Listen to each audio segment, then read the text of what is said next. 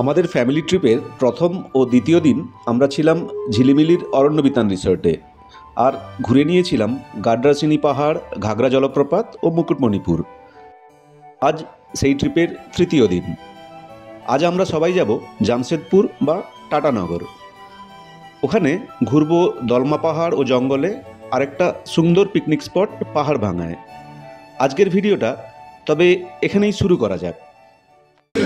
আজ 9 অক্টোবরে বেরিয়ে যাওয়ার দিন। সকালে ব্রেকফাস্ট চলছে।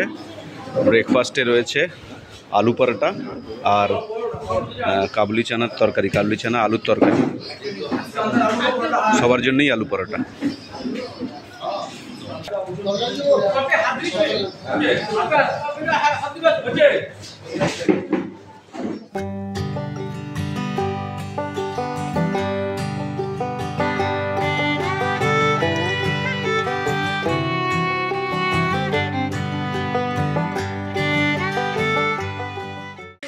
আজ আমাদের বাস ট্রিপের চতুর্থ দিন এবং শেষ দিন, এবং সকাল 6টার সময় আমরা এসে পৌঁছেছি দলমা ওয়াইল্ড লাইফ স্যাংচুয়ারিতে। আর আমাদের সাফারি বুকিং আছে, 3টে ভেহিকেল এদের আছে। আমরা 3টে ভেহিকেলই বুক করেছি। ফার্স্ট সাফারি আমাদের গ্রুপই করবে, 30 জনের গ্রুপ আছে। তো 30 জন 10 জন করে সাফারিতে যাবে। প্রত্যেকটা ভেহিকেলের ভাড়া 2800 টাকা করে, আর পার হেড করলে 300 টাকা।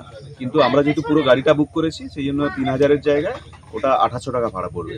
কেউ ব্রেকফাস্ট করে আসেনি, এবং আমাদের লাকি আমরা যে ভাগ্য ভালো, একজন ইডলির দোকান এসে জাস্ট দাঁড়িয়েছে, এবং ওর ইডলিতে আমরা ব্রেকফাস্ট সেরে নেবো। কারণ আমাদের যে রান্নাবান্না হোটেলেই আছে, ব্রেকফাস্ট গিয়ে পৌঁছতে 11টা বেজে যাবে।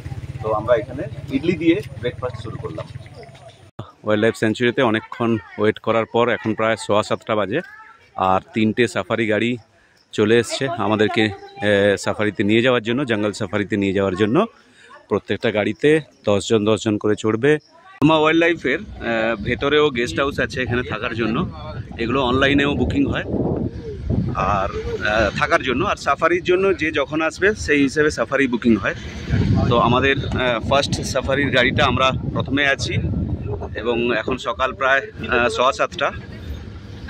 একটু কুয়াশাচ্ছন্ন জঙ্গল, আশেপাশে সবুজ। আমাদের গাড়ি প্রথমে, পরে এই গাড়িটা, তার পিছনে আরেকটা গাড়ি। 3টে গাড়ি আমরা একসঙ্গে চলেছি একটা জঙ্গলের অভিজ্ঞতা নেওয়ার জন্য। জঙ্গল এখনো অতটা ঘন হয়নি, এখনো হালকাই জঙ্গল। আর উপরে পাহাড়ের সারি।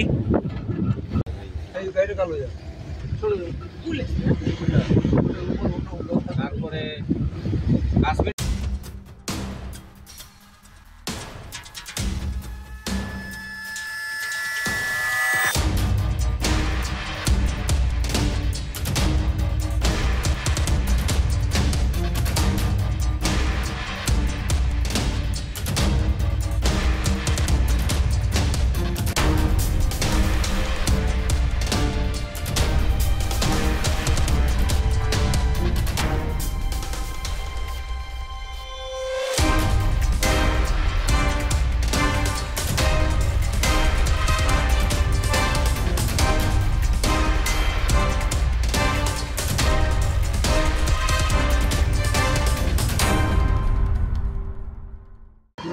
দলমা ওয়াইল্ড লাইফ স্যাংচুয়ারির ভিতরে প্রায় হাফ অ্যান আওয়ার রাইডের পর একটা ভিউ পয়েন্টে এসে দাঁড়ালাম আমরা। আর ভিউ পয়েন্টটা হচ্ছে ওই ওপরে, আমরা যাব ওপরে। আর এপাশ থেকেও একটা জায়গা আছে, ট্রি হাউস সামথিং। দেখা যাক ভেতরে ঢুকে কি আছে। চলুন এগিয়ে যাওয়া যাক। এটা ভিউ পয়েন্ট, একটা পুরনো ওয়াচ টাওয়ার, শ্যাওলা পড়া। একটু উপরে উঠে জঙ্গল দেখার জন্য। পুরো ওয়াচ টাওয়ারের মাথায় এই খুদেগুলোকে নিয়ে চড়েছি, আর উপর থেকে জঙ্গলের দৃশ্য অপূর্ব, অপূর্ব সুন্দর। দূরের পাহাড়গুলো যেন সামনাসামনি আসছে।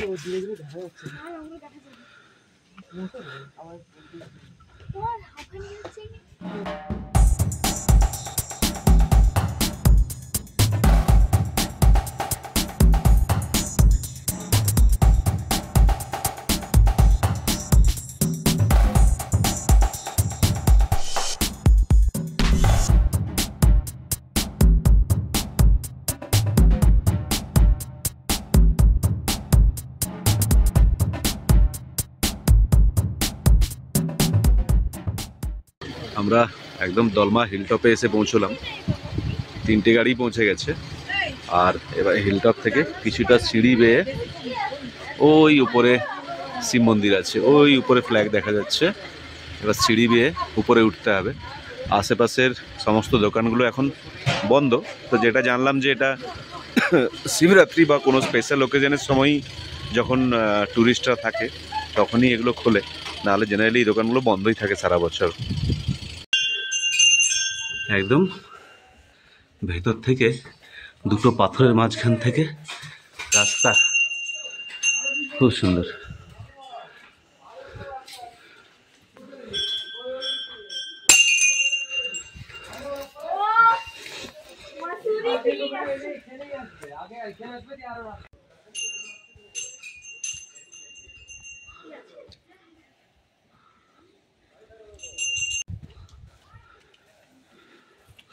এবার এখান থেকে সিঁড়িটা একটু বেশি, উপরে দেখা যাচ্ছে না কোথায় গিয়ে শেষ।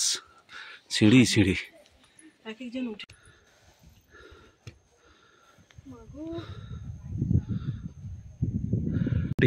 একটা টপে পৌঁছানো গেছে, তবে এখনো বাকি। একটা জিনিস যেটা খারাপ লাগছে যে দেখে, যে প্লাস্টিক বটল প্রচুর পড়ে আছে। যারা ট্যুরিস্ট আসে এটা করা ঠিক নয়। প্লাস্টিক বটল, খালি বটল, নোংরা এখানে ফেলে দিয়ে যায়, অথচ কত সুন্দর একটা জায়গা। একদম টপে একটা হনুমান মন্দির, হনুমানের মূর্তি আছে। আর উপর থেকে পাহাড়ের দৃশ্যটা সত্যি চমৎকার। একদম দলমা পাহাড়ের টপে আমরা পৌঁছে গেছি। এটাই বোধহয় হাইয়েস্ট পয়েন্ট দলমা পাহাড়ের। কি অসাধারণ পরিবেশ, একদম কুয়াশাচ্ছন্ন।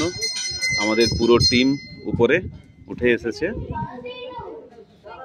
আর একদম মেঘের কোলে আমরা।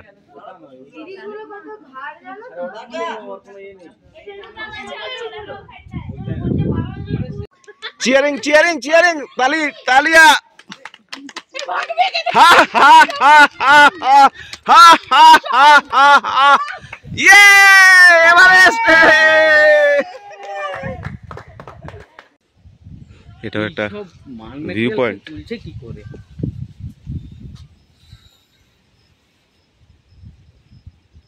এই ভিউ পয়েন্ট থেকে নিচে, বেশ নিচে, অনেকটা নিচে খাড়াই আছে, নিচে জঙ্গল।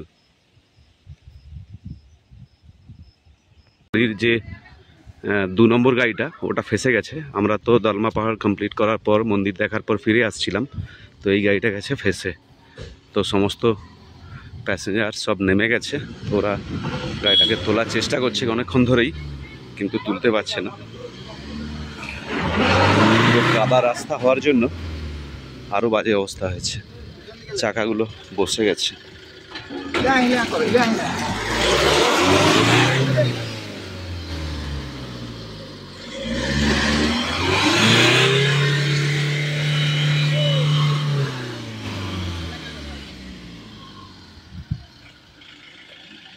পাহাড় ভাঙা পিকনিক স্পটে দুপুরের লাঞ্চ চলছে। টাইম এখন প্রায় বিকেল 4টা।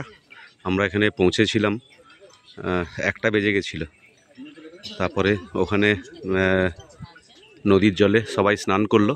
ওই দূরে নদী, পাহাড় আছে ওপাশে। স্নান করার পরে সব লাঞ্চে বসেছে। জায়গাটা একটা পিকনিক স্পট, নাম পাহাড় ভাঙা। আমাদের বাস এখানে দাঁড় করিয়ে আর পিকনিক চলছে। দূরে সবুজ পাহাড়, মাঠটাও খুব সবুজ একদম। সবাই স্নান টান করে ফিরল, প্রায় 2 ঘন্টা মতো জলে কাটিয়ে ফিরে এলো এখানে। আজ আমাদের পিকনিকের শেষ দিন, আমাদের বাস ট্রিপের শেষ দিন। এখান থেকেই বাস যা ছাড়বে, তারপরে আমরা হলদিয়া ফিরে যাব। আর আজকেই আমাদের পিকনিকের ইতি। সবার মনটা একটু খারাপ। আবার এই গ্রুপ নিয়ে আবার ট্যুরে বেরোবো পরের বছর দুর্গাপূজার পর। তো 1 বছরের অপেক্ষা, তার মাঝে বাচ্চা কাচ্চাদের এক্সাম, সবার ফ্যামিলির ইন্ডিভিজুয়াল দায়িত্ব কর্তব্য চলতেই থাকবে। তার সঙ্গে আমাদের এই বাস ট্রিপগুলো কোনোদিনই বন্ধ হবে না।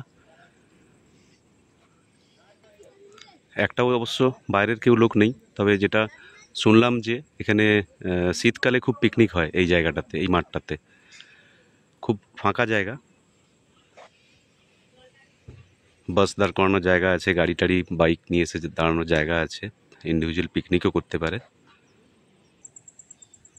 ওই যে ছোট নদীটা বয়ে যাচ্ছে, ওখানেই সবাই আমরা আজ স্নান করলাম। খুব খরস্রোতা তো নয়, তবে জল ভালো, পরিষ্কার জল, একদম ফ্রেশ জল, তাতে সবাই স্নান করে খুব আনন্দও পেয়েছে।